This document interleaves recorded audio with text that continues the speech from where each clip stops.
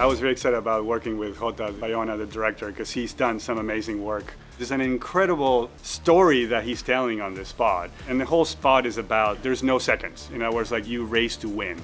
And there's car racing, there's of course sailing, but there's also soccer players and tennis players and basketball players. And it's about this idea of competition.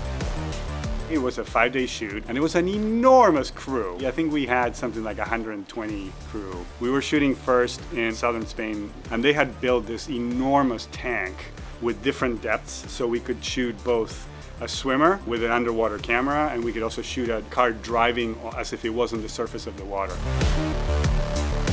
They built like a mock-up of 1/3 of the ship, and they were using bulldozers with 10-foot wide steel plates to generate waves and wind machines. It was insane.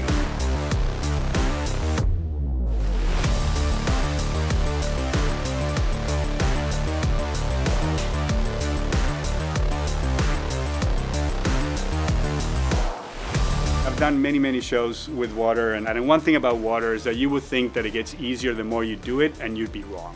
We as humans are uniquely tuned to what water looks like and how it behaves because it's around us. We don't think about it, but it's very easy to see when you're cheating it. If you miss the scale just a little bit, it looks fake. There's a lot of play between animation and the Fluid Sims team until we find that sort of sweet spot for scale. And then it's a lot of kind of classic lighting and compositing.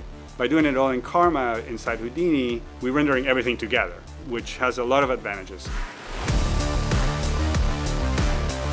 And then we went to Barcelona, and in Barcelona we had this 1920s abandoned race car track. Originally, the idea was to add a handful of digi-doubles to enhance the crowds that we were going to shoot there. But once we got on set, they had about 50 extras, and the director wanted like 600.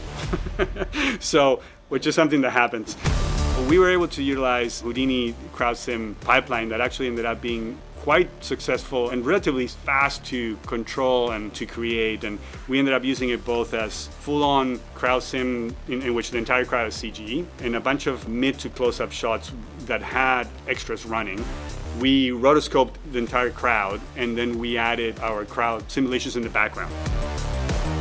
And then there was this place called the Palau of Music, Palau de Música, which is this incredible, very famous music venue in Barcelona. And there's close-up of an orchestra playing, and then there are two big effect shots in which the conductor sort of does this expression, and the idea is that the wave that we've been tracking in other shots crashes through the stained glass windows. We had all the chairs removed from all the balconies, so then we could add CG chairs that the water could take over and sort of crash into. Again, a very ambitious amount of work, but it looks really cool. So there's two versions of the spot. There's a 30-second commercial which will play on television in Spain, and there's also the main version is a 2-minute piece that will play on IMAX theaters starting in a couple of weeks from now. At the end of the day, a project like this, with this type of scope, it's always a challenge, and it's been an amazing experience. It was really impressive work.